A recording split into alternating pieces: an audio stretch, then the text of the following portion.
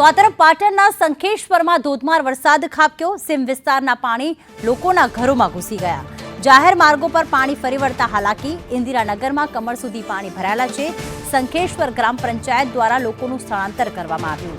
150 પરિવારોમાંથી 75 લોકોનું સ્થળાંતર કરાયું। સંખેશ્વર કન્યા શાળામાં લોકોને આપ્યો છે આશરો। ભરત પ્રજાપતિ અમારી સાથે જોડાઈ ગયા છે। ભરત, જણાવશો 75 લોકોનું તંત્રે સ્થળાંતર કર્યું, હાલમાં ત્યાં કેવી સ્થિતિ છે?